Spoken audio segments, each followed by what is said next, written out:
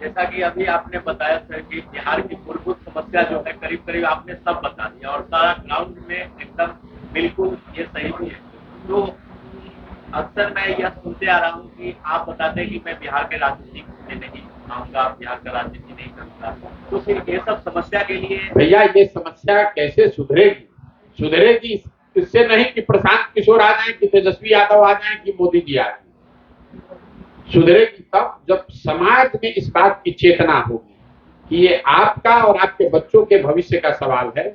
जब तक आप जाति पर, धर्म पर, राम मंदिर पर, भारत पाकिस्तान पर, पुलवामा पर नेताओं का चेहरा देखकर वोट देते रहेंगे, अपने विषयों पर वोट नहीं देंगे, तब तक बिहार सुधर नहीं सकता। यही बात इस अभियान के मूल में है कि गांव गांव जाना, लोगों को ये बताना कि आपने दलों को, विचारधारा को और फजूल के मुद्दों पर वोट दिया है। एक बार अपने बच्चों के लिए वोट दीजिए, उनके शिक्षा और रोजगार के लिए वोट दीजिए। मैं हर गांव में ये वोट करवाता हूं। अगर आप देखेंगे मेरी सभाओं को और लोगों से पूछता हूं कि आप अपने दिल पर हाथ रखकर अपने बच्चों के नाम पर बोलिए, अगर आपने जीवन में कभी शिक्षा के लिए वोट दिया है। और अभी तक हमको कोई आदमी 2500 गांव में नहीं मिला जो हाथ उठाकर बोला हो कि ना भैया हम शिक्षा के लिए वोट देते हैं।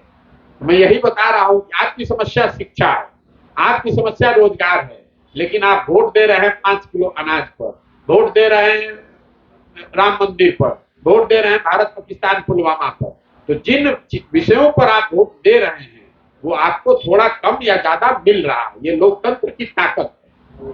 जिस विषय पर लोकतंत्र में आप वोट दीजिएगा वो चीज आपको मिलेगी। लोग बिहार में वोट पड़ा है जाति के नाम पर, तो बिहार में घर घर जाति की चर्चा हो रही है, जाति की गणना हो रही है।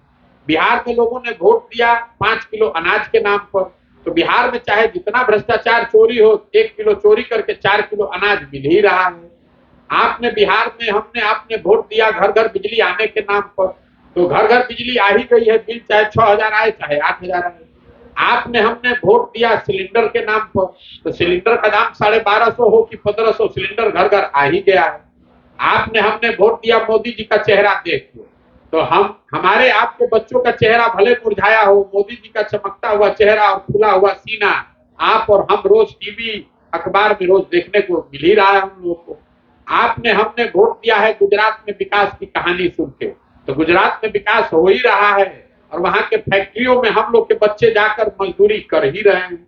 तो जिन चीजों पर बिहार के लोग वोट कर रहे हैं वो चीज आपको और हमको मिल रही है, लेकिन हम लोग शिक्षा के लिए वोट नहीं कर रहे हैं, अपने बच्चों के रोजगार के लिए वोट नहीं कर रहे हैं। यहाँ फैक्ट्री लगे, यहाँ किसानों की हालत सुधरे, इस पर वोट नहीं कर रहे हैं, तो मिलेगा कैसे? इसीलिए इस बात को जाकर गांव में समझा रहे हैं कि अगर आप, उदाहरण के तौर पर मैं बताता हूं कि 500 रुपया लेकर वोट दीजिएगा और फिर सोचिएगा कि मुखिया जी आकर ईमानदारी से पंचायत चलाएंगे, कैसे संभव है? आप कह रहे हैं कि 500 रुपया लेकर आपने वोट दे दिया और हम जब गांव में जाते हैं तो कह रहे हैं मुखिया बड़ा चोर है। अरे भाई, जब चोरी तो आपने शुरू की है, आप 500 रुपया लेकर वोट दिए तो 20,000 रुपया लेकर आपको आवास दे रहा है। तो जब तक समाज में सुधार नहीं होगा, समाज में चेतना नहीं आएगी, तब तक ये व्यवस्था नहीं सुधर सकती। और यही जन सुराज अभियान का पूरा मूल उद्देश्य है। ठीक है भैया, बहुत बहुत जिया हो बिहार के लाला, हर जिया तू 1000 साल।